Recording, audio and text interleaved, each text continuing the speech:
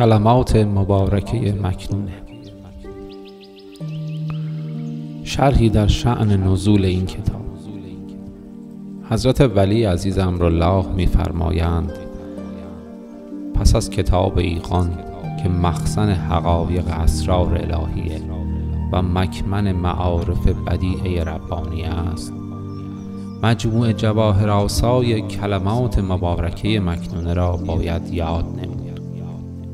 این درر معانی و لعالی حکمت یزدانی که در صدف عصمت رحمانی مستور و مکنون بود، در سال 1274 هجری در اوقاتی که حضرت بهاءالله در کنار دجله مشی می‌فرمودند و در دریای توجه و تفکر غوطه ور بودند، از لسان اطهر به لغت فارسی و عربی نازل و بدواً به مناسبت صحیفه محزونیه فاطمیه که به اعتقاد شیعیان باید یوم ظهور نزد قائم موعود باشد، به همین نام موسوم گردید.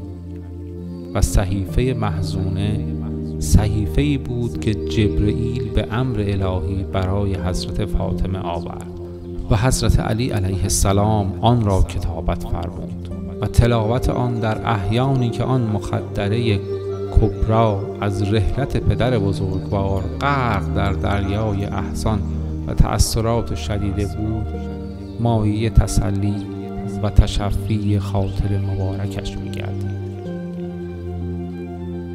حضرت عبدالبها در لوحی می‌فرمایند باید کلمات مکنونه فارسی و عربی لیلاً و نهاراً قرائت نماییم و تضرع و زاری کنیم تا به موجب این نصایح الهی عمل نماییم. این کلمات مقدسه به جهت عمل نازل شده، نه به جهت استماع.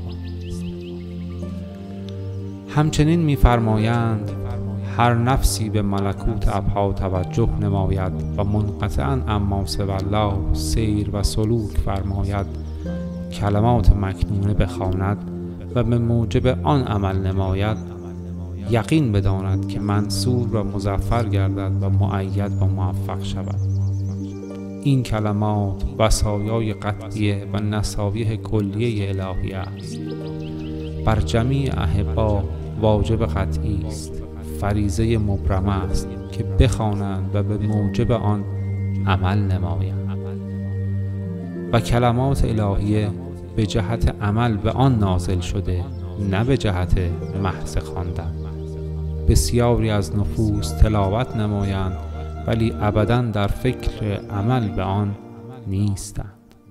کلمات مکنونه. مجموعه کلمات مکنونه یا واژگان پنهان یکی از آثار حضرت بهاءالله شارع دین بهایی است که در سال 1274 هجری قمری حوالی سال 1857 و 58 میلادی در بغداد نگاشته شده است. این مجموعه شامل دو بخش فارسی و عربی است. بخش فارسی شامل 28 قسمت و بخش عربی شامل 17 قسمت می باشد. کلمات مکنونه که سراسر تأکید بر عهد و میثاق الهی است، شامل پند در موضوعات اخلاقی و روحانی و همچنین نکاتی در مورد چگونگی و دستورالعمل زندگی اجتماعی می باشد. بیان شماره 1.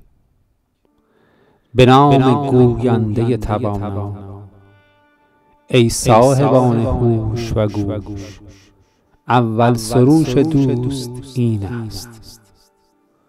ای بلبل معنوی جز در گلبن معانی جای مگزین، و ای هدهد سلیمان عشق جز در سبای جانان وطن مگیر، و ای عنقای بقا جز در قاف وفا محل مپذیر. این است مکان تو، اگر بلا مکان به پر جان برپری و آهنگ مقام خود رایگان نما. معنی لغات: سروش، آواز ندا، الهامات روحانی، وحی الهی. بلبل معنوی، حقیقت انسانی، نفس ناطقه. معنوی، غیر محسوس، غیر مادی، روحانی. گلبن، درخت گل، بوته گل. گلبن معانی، گلزار روح. هدهد، هدهد سلیمان، شانه به سر، مرغ سلیمان. سلیمان پسر داوود، پادشاه مقتدر بنی اسرائیل. سبا، نام قوم، منطقه و شهر باستانی در قسمت جنوبی غربی شبه جزیره عربستان در حدود یمن کنونی.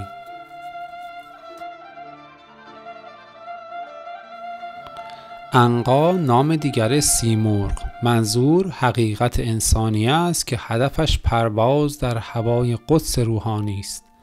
بقا، دوام، ثبات، همیشگی. قاف، کوهی است افسانه‌ای به بلندی آسمان که مسکن مرغ افسانه‌ای عنقا یا سیمرغ است. منظور رسیدن به مراتب علیا و فردوس اعلی است که رسیدن به آن مکان آسان نیست. لا مکان، بدون جا، بدون مکان. منظور عالم غیب و در مقامی عالم الهی است. آهنگ، قصد، عزم، اراده، آواز، لحن، نوا.